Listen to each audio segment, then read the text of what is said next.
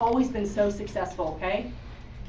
You have to build relationships and create center of influences. The number one way I set appointments is by telling them that I want to create a center of influence.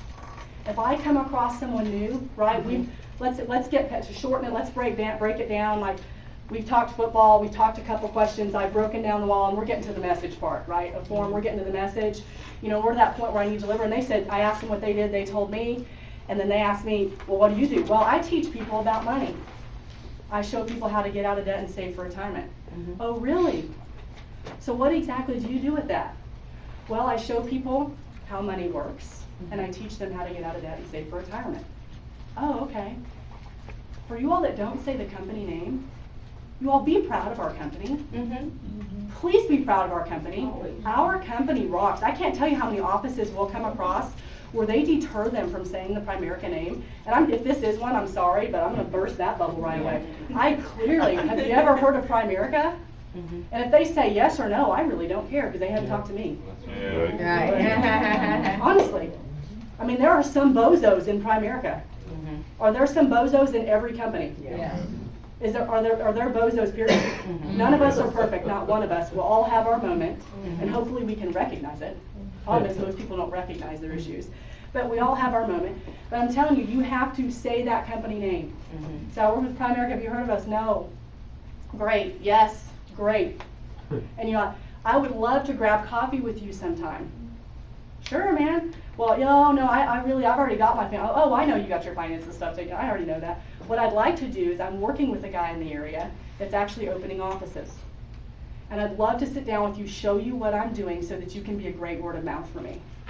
So that you can be educated in what I do instead of there's so many people getting laid off, so many people looking for career changes, and also people are just confused about money. Yeah. Sure, yeah, let's do that. How many times I tell you, and you know, it's really changed in the last few years with all this recruiting all these recruiting companies that have come up. We have had to do a lot of what we call one-legged appointments. You know how they always tell you to sit down with husband and wife? We always do that and you're not going to get any results. That has not changed, okay? I mean, you're really dumb to sit down with Frank without me. And you're really dumb to sit down with me without Frank, because we make decisions together. We do. And so you're not going to get a financial decision done with one person. But we've had to do a whole lot more what we call one-legged appointments, which means Frank goes to coffee with the husband for 15 minutes, have it down what you cover. Company, rule of 72, F&A.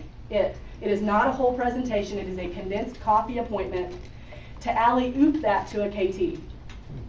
Because, I mean, unless we have credibility, if we have a new recruit and we're in their warm market, that's never an issue. But if you're prospecting, because I'm talking about prospecting, it's very hard now to get in somebody's home if you do not know them. Okay? So, anyway, we call those one-legged points. So develop center of influence, incredible center of influences. Teachers,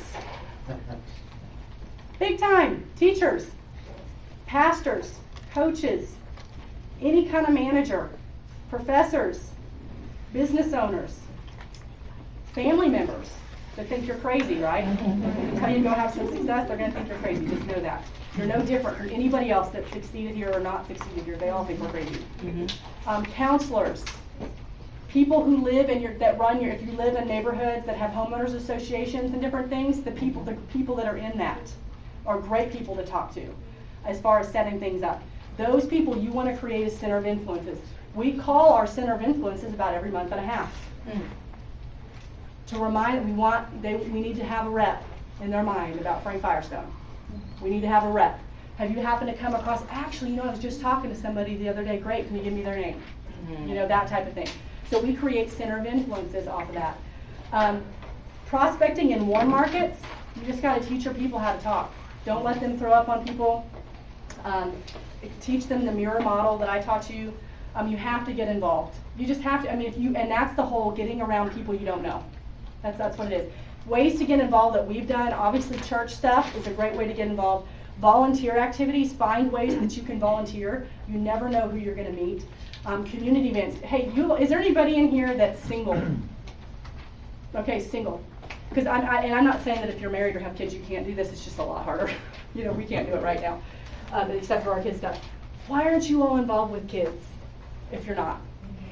The YMCA, the Boys and Girls Club, all of these neighborhood sports, I'll just name the Austin ones because I'm sure they're here. Neighborhood sports, all the football, the Pop Warner is what I was thinking of, Pop Warner football. You realize you call those organizations, for 3 months you're going to go and be an assistant coach.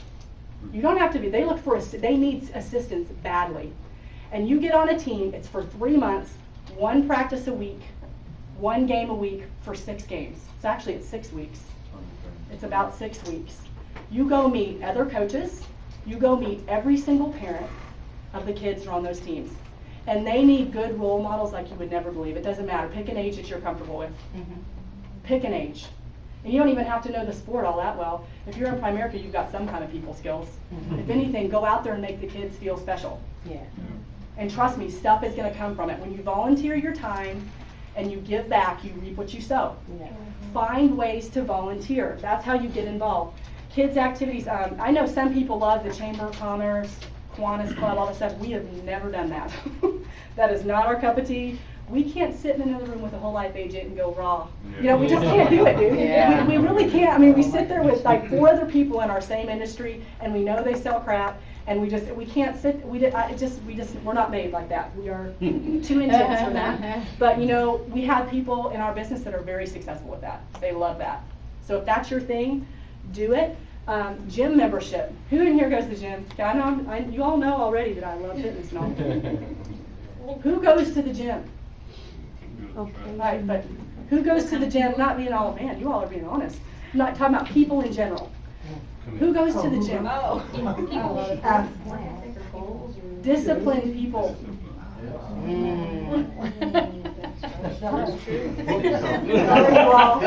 didn't raise your hand, you're not disciplined. I'm just kidding. Exactly. Don't take any of this personal. Please don't take it personal. I'm training you all. Yeah. Who goes to the gym? Mothers escaping the children. Yes. Yes. Okay?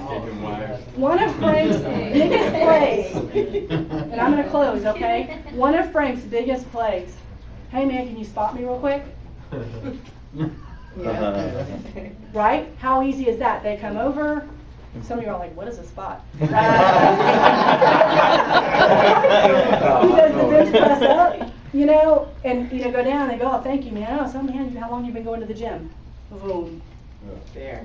I can't tell you how many clients, how much money's been made by that. Disciplined people come from the gym. Our best recruits are gym rats, a lot of times. And if they don't stick, they lead us to other people that are real disciplined. Or they're old athletes, they're dying in their jobs. They're so competitive and they're stuck in a cubicle. So even if you don't love to work out, I'm telling you, one of my #1 plays is when you walk into the gym, and the people are over here, you go get on the treadmill that's over here. No, you're in Primerica. You got to get that through your head. You have got to get around people you don't know. And besides the 5 minutes that I'm warming up on the treadmill, I'm not talking to people at the gym because my workout's intense and that type of thing. But on my warm up, I'm always scanning and choosing my machine that I go to warm up on based on where somebody is that I don't know. And a conversation always happens because I make it happen. And that's what you got to tell yourself. What environments can you put yourself in where you're around motivated people? The gym is an easy one. I don't care if it's an apartment complex that you live in, that they've got a free gym. I don't care if you go pay $5, $10 a month at a Fitness 19. If you go to a gym, you're going to find a motivated person. And that's easy conversations that you can have. So I can guarantee you all, if you increase your conversation, okay, you will increase your activity, which will only increase your bank account, which will only increase your net worth, if you save properly too. I'm going to fly through these referrals. People who have assisted you in some way. Since becoming a mom, I have a lot less time. And it's a safety issue, a lot of time for me to be sitting here trying to talk to people, and I have kids going, whoa, okay, where are they again? Where did they go? So I became a professional at name tagging. Do you all know what that is?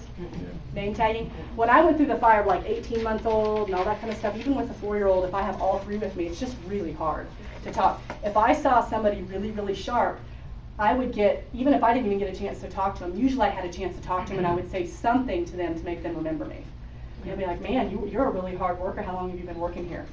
Oh, well, a year. Oh, okay, cool. I'm Tasha. I'm da-da-da. And that's it. That's right. I'm done. Kids are going crazy and we're out of there. Well, I'll get their name off their name tag. And I'll tell Frank, hey, man, you have got to call Sears. The lady at the checkout thing at customer service, her name's Tammy. She's awesome. She smiled the whole time. She was working hard. Call her and tell her, hey, my wife was in there. She had 3 kids that were running around like crazy. Oh yeah, I remember. And then what do you do when you call them? After you kind of try to explain, or if you're the person, you just call them back and remind them who you are. You know, when I went to the States, and not be able to call anybody, I mean, I just pass them off to Frank. That's the easy thing for a partner to do is name tag for you. Okay, that's an easy thing that you can do. And when they call them back, the first thing you do after they go, oh yeah, give them a compliment. Tell them why you were even interested. I don't understand why people will cold call in Primerica and go, well, yeah, your resume came across my desk, and blah, blah, blah, blah, blah. Okay, we're in the day of age of skepticism. Yeah. And now, honestly, they're going to probably want to know, okay, the privacy involved in that. Yeah. Well, who did you get that from? You know what I mean? Especially in Austin where people are real technical. You know, give them a compliment. Man, I got to tell you, my wife was just impressed with your attitude. Yeah. You know, I have an office here in town.